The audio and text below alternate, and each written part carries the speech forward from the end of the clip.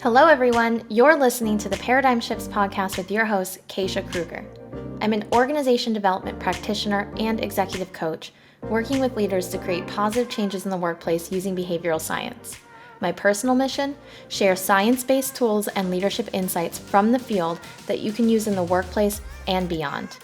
Considering we spend about 3/4 of our lifetime at work, there is incredible science and organizational psychology that can be used to rethink the way we work, lead, and ultimately live.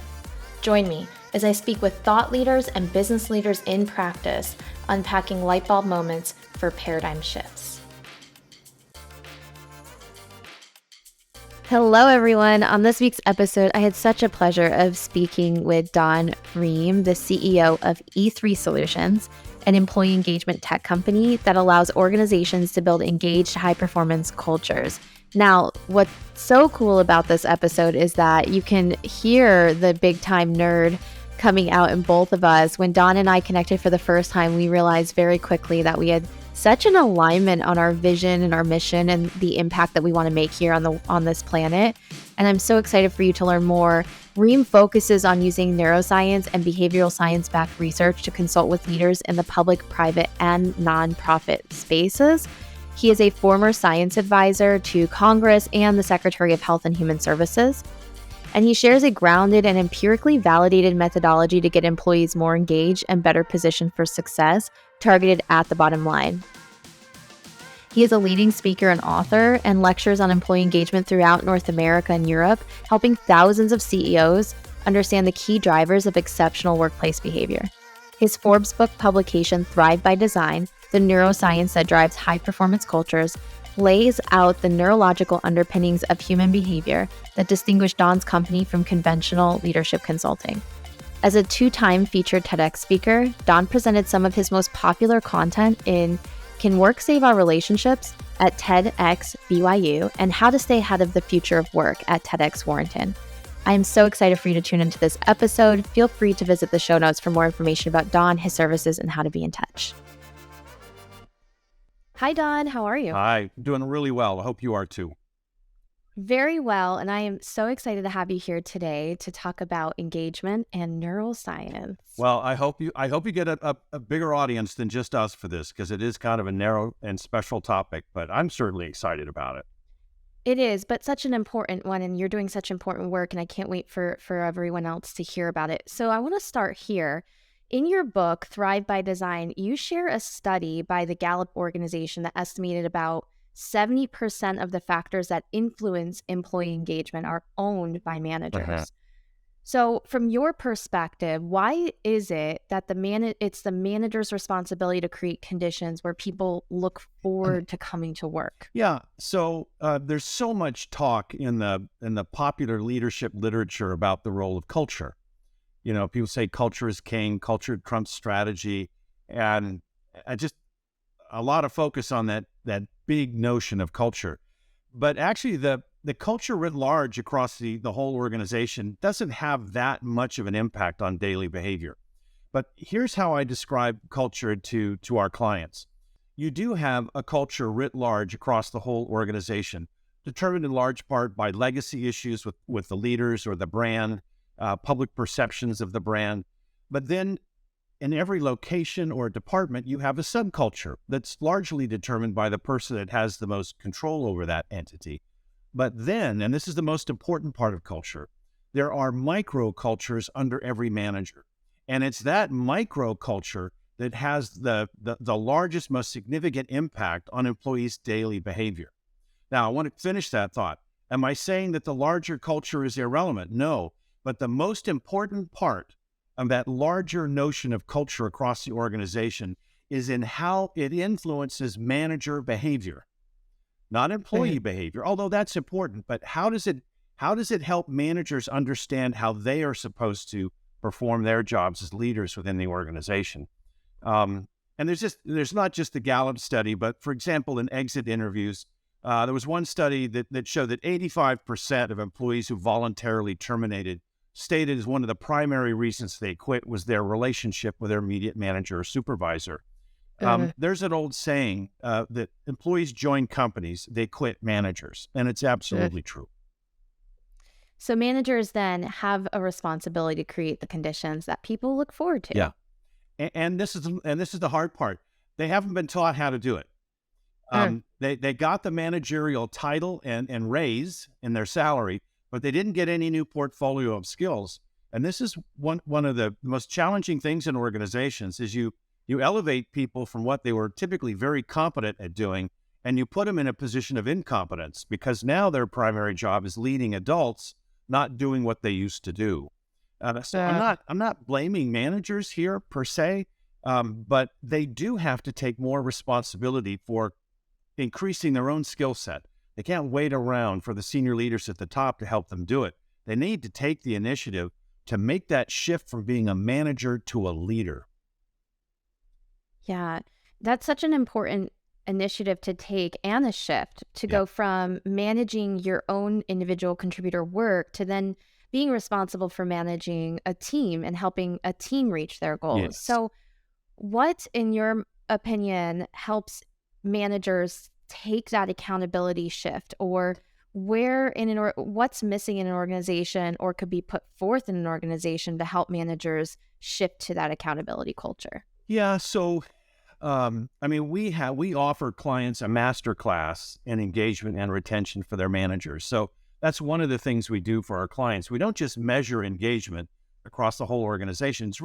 It's actually unfair to measure engagement and Mm, show results by manager if you then don't come in and give the managers new skills.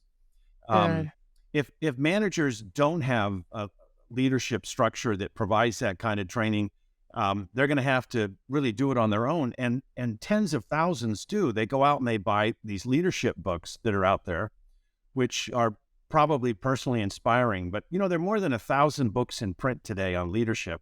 Very few of uh, them are actually based on science, and so they have very limited utility. And what I mean by that is, we've had 2 decades of thousands of books on leadership, and yet the number of employees reporting being engaged when they get to work is actually declined. So it's just we need to take a science-based approach. And so I yeah. would encourage managers to focus on the science, and neuroscience has now really helped us see what needs to be done. Yeah. And neuroscience, where does that play in the role of management? Yeah, it needs to take a much more important role. It is interesting that you see organizations use science in many ways, in their financials, in their Uh, production policies, and in materials, but when it comes to the science of what we know drives exemplary human behavior, most organizations are a couple decades behind the science. This is a huge opportunity for organizations. One of the last untapped reservoirs of increased productivity and retention and engagement is a simple understanding of what neuroscience now tells us is at the core of what the brain needs to do in order, the conditions, the environment the brain needs to be in order to operate at close to its full capacity. uh. So let's talk about those conditions. What is required to have a condition or an environment for an employee to feel good and look forward to coming to work? What does that look Yeah. like? So we need to go back again to the science of what we know about Homo sapiens. Every person on the planet wakes up with the same agenda at a subconscious level. Um, and understanding that agenda is key, because if organizations can create this environment that the brain's been looking for literally every day since birth, people thrive. And that's why I titled the book Thrive by Design, the Mhm. neuroscience that drives high performance cultures. If we know what the design is where people are most likely to thrive. Once we know that, why wouldn't every leader and manager want to move in that direction? And that's the point that we make in our practice. I love that because if we already have the science, to your point, why are we not Yeah, utilizing it? And I love the other comment you made about how leaders are using science for, meeting financial metrics yeah, and, our KPIs and quality initiatives. But when it comes to the human capital assets, right? The individuals who are driving the business and doing the work. Why are we not utilizing the science for that? Yeah. So Yeah. critical. So talk to me about engagement. What is engagement, and what is the misnomer between engagement and satisfaction? Uh, Because in my yeah. experience, I've seen a lot of companies measure Yeah. satisfaction or even in a hybrid with engagement. And I think it's important that we make the distinction Yeah. here. It's a really good point. There is an enormous difference between employee satisfaction and employee engagement. Satisfaction is an attitude, very ephemeral, can change overnight, and it's not predictive of what the individual will do next. But employee engagement is a behavior. And so we are measuring behaviors that we know drive engagement. There's another thing out there in the popular leadership literature right now about happiness and people being happy. And of course, I want people to be happy. It would be ridiculous not to want that. But when organizations start with that as the entry point, they go astray because now Mhm. they're trying to figure out what are all these ways we need to make people happy. And then they ask them what would make you happy. And it's just this market basket of things that really won't move the needle much Mm. for a couple of reasons. One, any new perk that you give to people or benefit immediately becomes an entitlement. So perks and benefits actually don't generate a lot of new behavior after the fact. Um, we we want to measure conditions that we know allows people to be happy. Let me state it this way: if someone is engaged when they're at work, they're happy. It's an Mhm. outcome. It's Uh, not the front door you go through. It's a part of which you get after entry when you do it well. Um, Most of the what are called engagement surveys out there today are actually employee satisfaction surveys, and they ask employees how satisfied or happy are you with this, that, or the other. I wouldn't touch them, and Good. part of the reason, not only is it the wrong to just measure sentiment because that changes and shifts, but also if you regularly ask your employees a series of questions about how satisfied they are, they begin to think that the role of management is to make them happy. Mm. And I So you're enabling that attitude towards the yes, workplace right from the beginning. yes, and I just wouldn't do that. Good. It does not help. It's just really interesting, and I won't go into the issues around comp and benefits and their correlation to daily behavior, other than to say it's very very small, if anything. And the reason that's the case is because the part of the brain that determines how we behave during the day has no concept of currency, none. Now, Mm. it has a very acute radar, if you will, on fairness and equity. So the real role of the powerful role and influencing daily behavior is around fairness and equity. And so if pay is an issue that falls below that threshold, that is, I'm not paid a fair and equitable wage, then it becomes very important.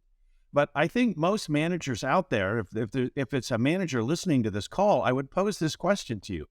If you gave every employee in the organization a 20% raise tomorrow, would you see a 20% increase in their productivity and engagement? And when I Good. do ask that in front of managers, they all immediately start shaking their head no. That's the issue. Employees are always asking for more money, and maybe they deserve it. I'm not arguing that point. But giving people more money does not automatically deliver more engaged and more productive employees. Now, they might be Yeah. happier, but Good. they are not automatically more engaged and productive. And so what we're looking for in our practice are non-coercive ways, non-monetary ways of increasing discretionary effort. And now I'm finally going to answer your question about what is employee engagement. We define it very simply as employee engagement is an employee's willingness to freely give discretionary effort to their employer. Right. And what I mean by that is every employee knows what level of effort they have to bring when they come to work so that a manager, another manager, someone doesn't tap them on the shoulder and say, hey, what's up with you today? So they all know Yeah. this universal level of behavior that they have to bring to the workplace. But every single one of them has an additional level of effort that represents what they're fully capable of doing as a human being. And the difference between what someone is capable of doing and what they typically do when they get to work That delta is what we refer to as discretionary effort. And there are two things about it that should be really important to managers. One, every employee comes to work every day with discretionary effort. That they even if it's, whether it's in bricks and mortar or they're working at their kitchen table, they begin the day with the ability to do it. The second issue is they can only volunteer it to you. You can't force discretionary effort out of someone. They have to want to do it. And so the key thing here for managers is to create the conditions where employees are most likely to volunteer their discretionary effort. And that's really the key. And it's really up to managers to do the heavy lifting to create those conditions. Wow. I mean, that just brings it full circle now and helps paint the bigger picture here of the true responsibility that managers have. And it is a heavy lifting job. So who supports the managers? Sadly, usually that no one seems to be the bigger picture. Look, managers, what we have found out is that managers are kind of burned out. They've been through a lot of leadership training. They're told it's about grit, or it's about accountability, or it's about one buzzword after another. So they're pretty burned out about this whole thing. But when you can come to them and say, look, science is here to help, and if you do, let's say, these three things, this is what you should see happen. And lo and behold, when they do those three things, it does happen. See, we're not asking managers to do something like push a boulder uphill. Employees are hardwired at birth to be engaged in a group. That is the default position of the human brain, is to be engaged productively with others. And so we're not trying to get people to do things that isn't natural. But if managers wait for senior leaders to show them the way, this is going to take a long, long time.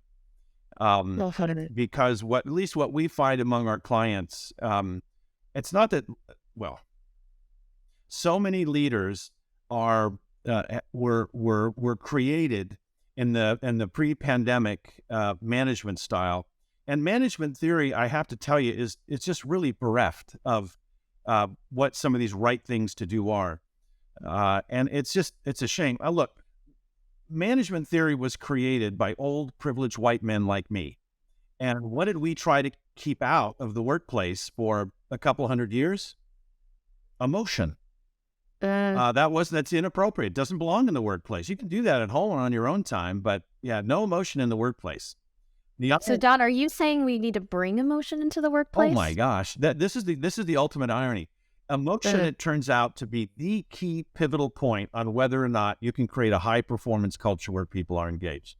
You have to understand the role of emotion in the human brain if you want to create a high-performance culture. Now, I'm not talking about happy, sad, weeping, crying, but I'm talking about this deep understanding that we now have about the role of emotion in the brain. Virtually all human behavior originates in the emotional centers of the brain. And we need to come alongside that fact and understand what is it that emotion wants and needs in order to thrive. This is where I struggle, because I recognized over the last few years, more often in the last year, that the way that we treat our environments in business and work is so separate from the way that we treat our relationships at home. And the individuals the domains outside of the workplace, right? And so what I'm hearing you say is humans are humans. The science is still the same, regardless of the context that you're in. And so leveraging relational, emotional intelligence, relationships, whether it's in a domain outside of the workplace or it's within the workplace, the stuff still means the same thing, right? Oh, absolutely. You're spot on.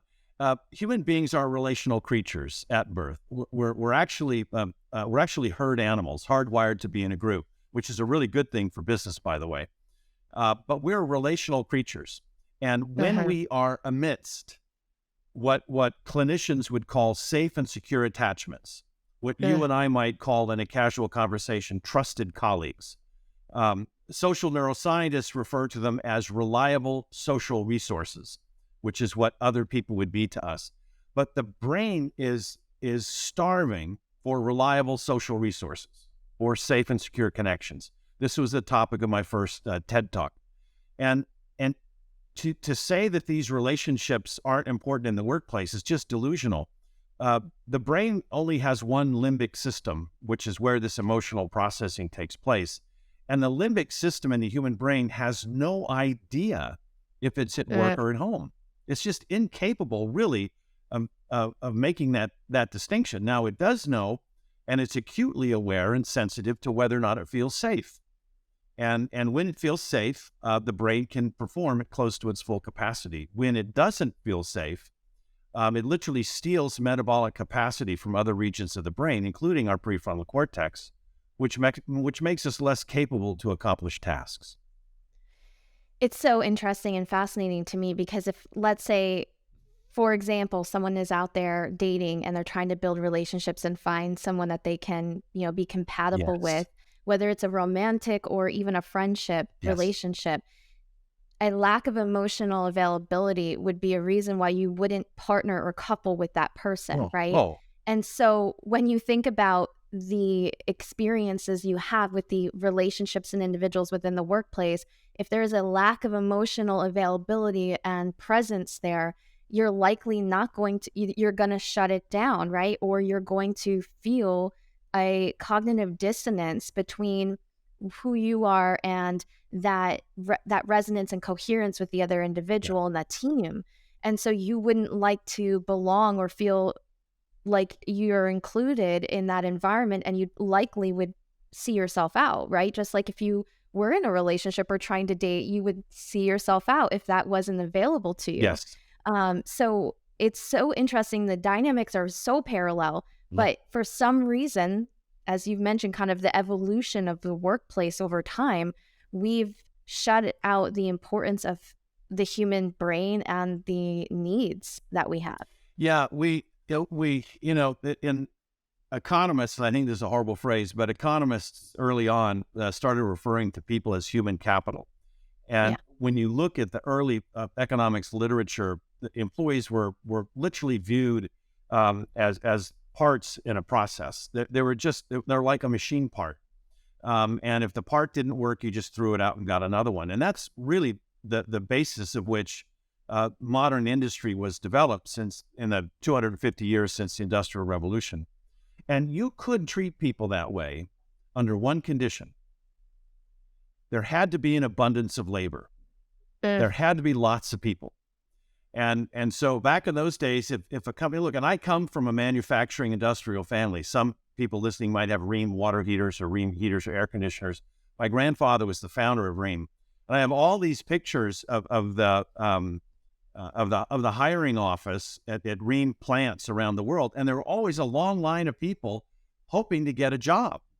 You have a job opening and 50, 100 people show up. So you could just toss people if they couldn't bear the conditions. But those days are gone.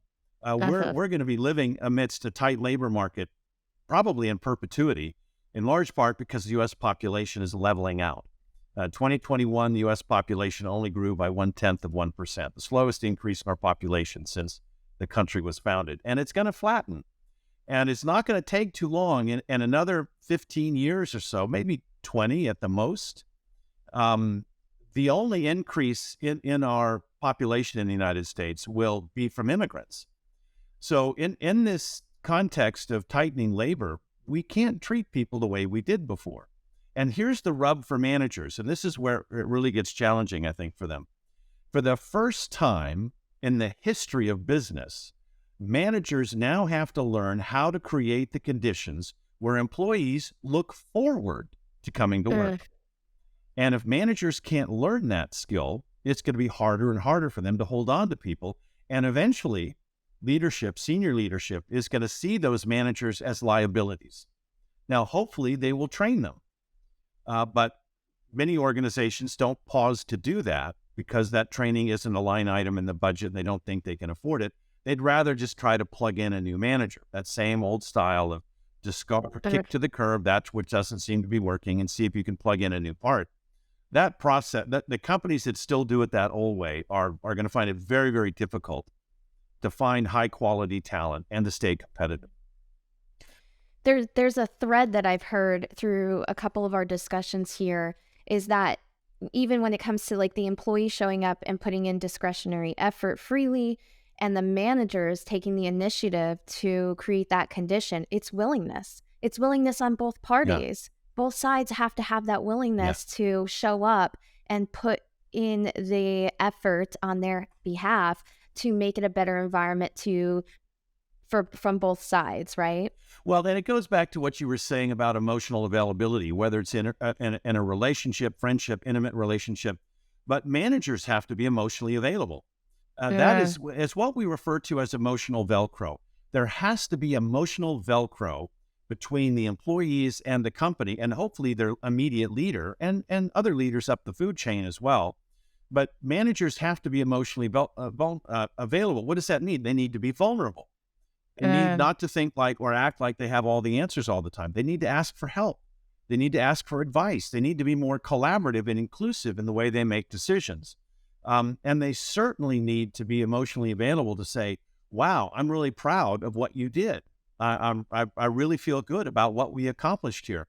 When we look at the 28 questions that we ask in our employee engagement survey, which is called Culture ID, when you look at the global data, we see that the lowest scoring elements are around recognition, feedback, and validation. Oh, Every human being on the planet wakes up in search of validation. Do you see me? sure. Do you know me? Do you value me? In Are intimate you hearing me? relationships, it's do you have my back? Can I count Sure. on you? And there's some of that in the workplace as well. And when the answers to those questions, yes, I have your back. Yes, I know what you need. Yes, I'm going to be there for you in times of need, whether it's at home or at work. That creates emotional Velcro. And employees that are in that kind of environment, especially if that manager created it, they'll walk through a wall for that leader. I mean, they'll do anything for that person. But managers that are cold, unavailable, even they're down to their face having what's called a flat affect. I think in the social media it's referred to as a resting board face. I think I got that right. But clinically, it's this flat affect, and managers like that, they're just repelling people. So we do have to be real people, whole people at work. So do managers, and employees need to be seen as a whole person. Out of the 20 things we ask, one thing is head and shoulders above the others, correlating with someone who is what we would call actively engaged at work. And here's the statement: I feel valued for more than just the work I produce. I feel Oh, valued for more than just the work I produce. The actively engaged employees in our global data are 89% more likely to agree with that statement than the disengaged employees. It's just a really important factor. And this is why I think, leaders need to be focusing more on collecting good data like Culture ID our product provides, because it really gives key insights into which skill sets really need to be bolstered in the manager core. mm. I'm so looking forward to reviewing your tool because I'm a big science nerd. I've shared with you, and we've been nerding out a little bit about neuroscience and engagement now. Um, but when it comes to, like you said earlier, when it comes to measuring what matters, measuring engagement, it doesn't make sense to do it if you're not going to be building the capabilities or the skills within your management team to be able to pull on those levers, right? Yes, And that's when we go back to the engagement versus satisfaction, I feel like satisfaction is missing those it levers is. that drive human behavior. So Yeah. if we're going to then measure the human behaviors and those levers within an engagement sphere, then we need to train our managers on how to actively insert those levers and different things. So Yes. when it comes to leaders or organizations making sure that they have the right training, what does that look like? Well, we have been talking to the prefrontal cortex of employees for centuries. That is the Right. thinking, conscious part of the brain right here behind the skull plate. What we try to teach managers to do is to talk directly to the limbic system, because the Mm. limbic system is again the part of the brain that determines people's behavior during the day. Um, The key penultimate question for us that we tell our clients is this: what does it feel like to work here? What does it feel like to work here? The answer to that question is the true culture of that team, that department, or that company. The felt experience of being at work is absolutely essential to understand and to support and to grow. And I would just encourage, I mean, that's why I wrote the book. I wanted to give managers insights into this just absolutely breathtaking advancements in social neuroscience that helps us understand what the brain has been seeking literally every day since birth. As a part earlier in my career, when I was doing another type of work, I worked with about 150 scientists at the Human Genome Institute at the National Institutes of Health. And one of the things that I learned from them are all of these things that are in the human genome. We don't just inherit, balding heads in old age and brown eyes. We also inherit an operating system, a blueprint, if you will, that just contains all kinds of insights, including insights from previous generations. This is how we understand, for example, that trauma can be generational. Trauma can be passed down through generations. The genome holds on to that. And so we've learned so much about it over the last decade. Business needs to come alongside these new understanding and put it to work in the workplace. And that's everything we do. So we did it in a book. We do it in a survey tool. We give workshops based on that science. And then for managers, we also have a website, managerresourcecenter.com, that also provides very actionable tools and things on how to do this well. I did come from an industrial manufacturing family, but I was the black sheep in the Rheem family. I'm not trained in business. I'm trained as a biologist and ecologist, and I see companies as social ecosystems. And I wish more leaders would see the company as a social ecosystem and be more concerned and thoughtful and intentional about how to provide the right nutriments to that ecosystem so it can thrive. I'm kind of laughing thinking about the question. It's such an important question that you had said, what does it feel like to work here? And the reason I'm laughing, let me explain myself, is because I have been told time and time again that if you want to get engagement or stakeholder buy-in at the executive level, especially if it's a male-dominated level, then you need to ask the question, think, what do you think about this instead of feel, right? Because that's how they're going to hear you. And you may shut them down by asking questions around feelings, and you need to shift it to thoughts. And what I'm hearing is that's so counterintuitive to the way we work as human beings. So how do leaders show up in an environment in the way that we're supposed to, embracing this emotional availability, when there are other leaders who are pushing against the grain, that are maybe not available emotionally? It is interesting. Look, thinking is absolutely vitally important. And 15 years ago, I would have also said that thinking determines human behavior, because that's all that really science could tell us.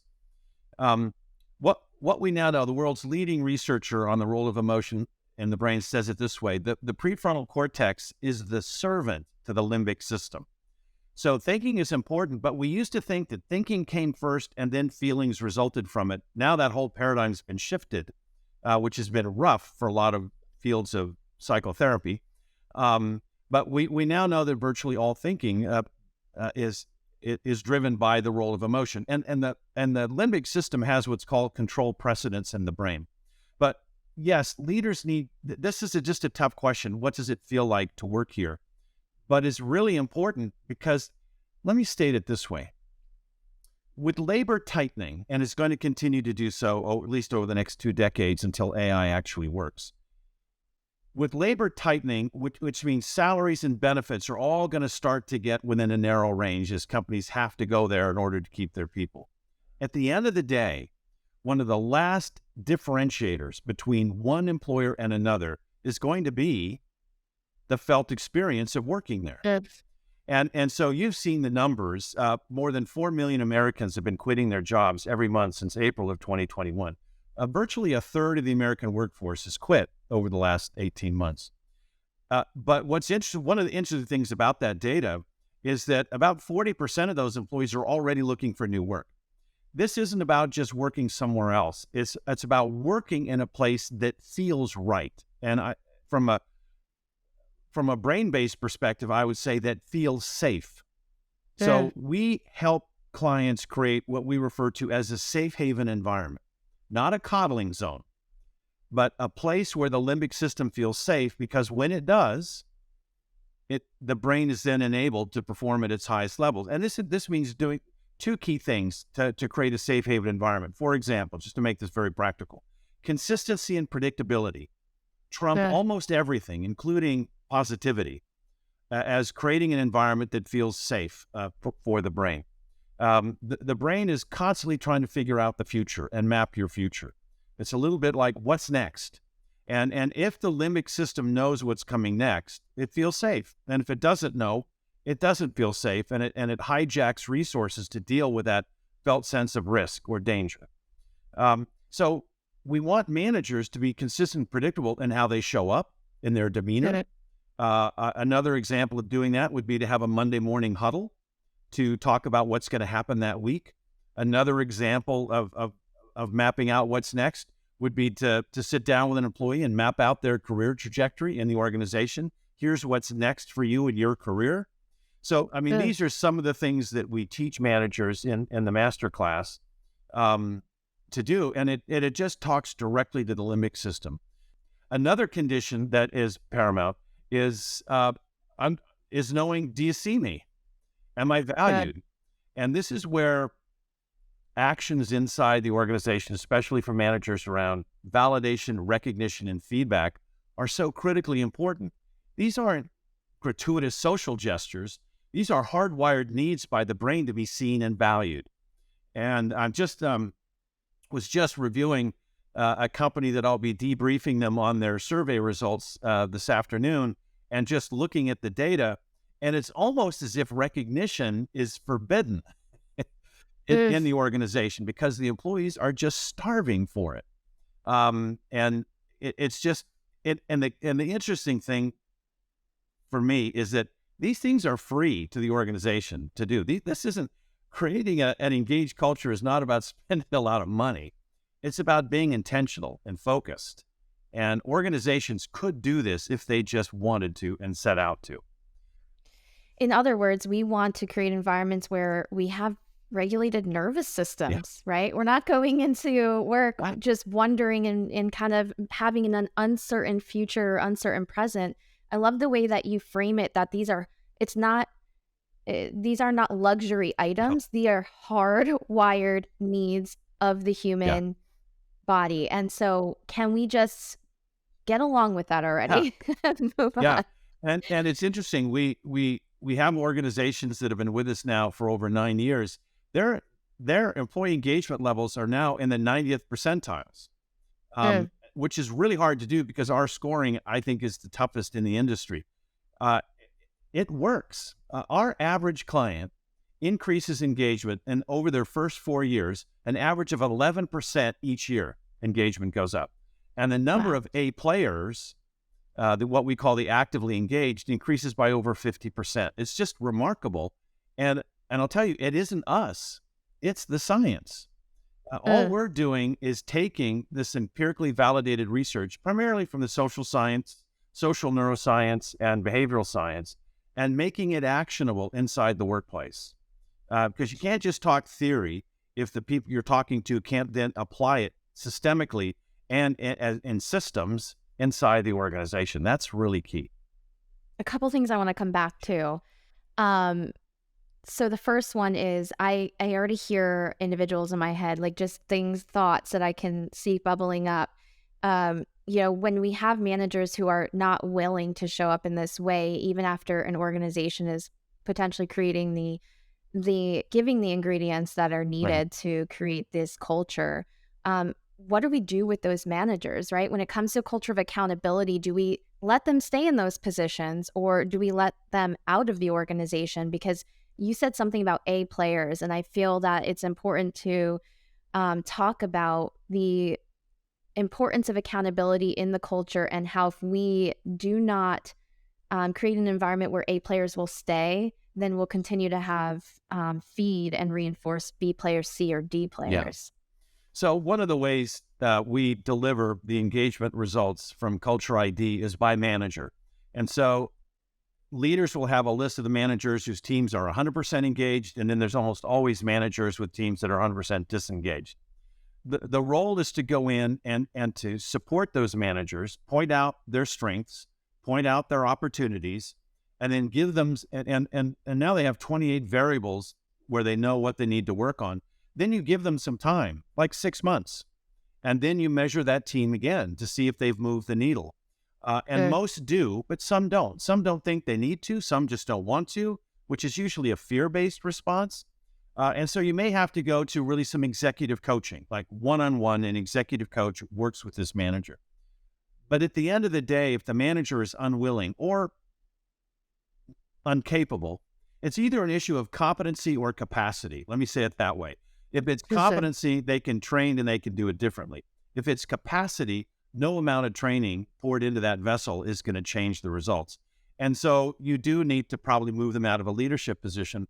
And look, these are not bad people. Unfortunately, in business today, one of the only ways you can advance in the organization is to be a manager, which means you have to have people under you. So we force these really brilliant people to have to lead teams of other adults, and it's just not their strength. So can we find a way to elevate these people in the organization in terms of titles and salary without making them lead others? And that is a huge avenue of opportunity in some organizations. I don't want to fire these managers. I just want to put them in the right place, the right seat on the bus. Right, because if they're in the wrong seat on the bus, then they go from A players to, they downgrade, right? Because they would be A players if they're technical experts, let's say, as an individual contributor. So is there science behind selecting the right people to manage others? Yeah, the only way to hire using science is to use psychoanalytic testing. And there are some really good tests out there to determine whether or not someone is suitable for a specific position. But we don't just rely on the traditional psychoanalytic tests. We also love the Enneagram, which is a centuries-old methodology for determining where someone fits in a circle, if you will, of 9 primary personality types. And that really helps us understand one person's strengths versus another. For example, someone who's a 1 on the Enneagram, their world is black and white. There's no gray. It's either right or wrong. Either did what you were going to do or you didn't. And understanding what ones need in order to succeed, both with the leader above them and what they expect of the people below them, is different than a 3 on the Enneagram, which is what I am, which is where I'm very focused on work and accomplishing things. And I'll even put work ahead of family, which is not healthy.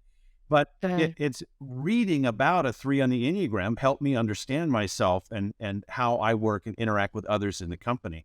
So there's a range of things you can do, but I wouldn't guess anymore. I would use psychoanalytic testing to give me some actual true insight. But if we can do a better job of hiring people and putting them in the right spot at the beginning, that's going to accrue great benefits, both to that individual and then the people that have to report to them. Yeah. And thank you so much. If anyone wants to know more about the 4 pillars of engagement, can you just quickly rattle that off for us? There's 4 pillars to what we do. First, everything has to be based on empirically validated research, not someone's experience. When someone says, in my 20 years, I've learned that, I run. So I want it based on empirically validated research, not someone's limited observation skills. I want to measure, because you can't manage what you don't measure. I want to provide training to improve their skills. So this is where the workshops and training is so important. And then the 4th pillar of what we do is, again, the managerresourcecenter.com, a location, a resource that managers can find 24/7, 365. Managers often need help on Sunday evening as they're getting ready for a big meeting on Monday, and they can't get it. They're just left empty. So it's really important to give managers tools to allow them to improve. Great. That sounds amazing. Final question that I ask all my guests: what's the most recent paradigm shift that you've experienced? The paradigm shift I've experienced is when leaders understand the role of emotion and what they need to do inside their organization. And it's primarily around focusing on healthy relationships. And they often say, Don, I've always known this. This feels like common sense to me. And this is what we're constantly telling them. It is common sense because it's the way human beings were organized. But sadly, common sense is not common practice in most organizations. And that's all we need to start doing. Thank you, because that brings awareness to it, and now we can choose a different outcome. Really appreciate your time. Thank you so much for all of the insights and all of the knowledge, and everything that you've mentioned will be linked in the show Thank you very notes. much for your insights, and you're creating this program to make these kinds of insights available to people more broadly. You do great work. You're a unique talent in your understanding of the role of science, and I really appreciate that in you. Thank you. That is such a compliment. Appreciate it. Thank you so much for tuning into this week's episode. If you enjoyed this conversation, don't forget to leave a review, rate, and subscribe wherever you're listening. If you know a business leader in practice or friend who you think would be interested in this episode, please consider sharing it with them. I am so grateful for your support. For more updates, you can follow us at Paradigm Shifts Podcast on Instagram. See you on the next episode.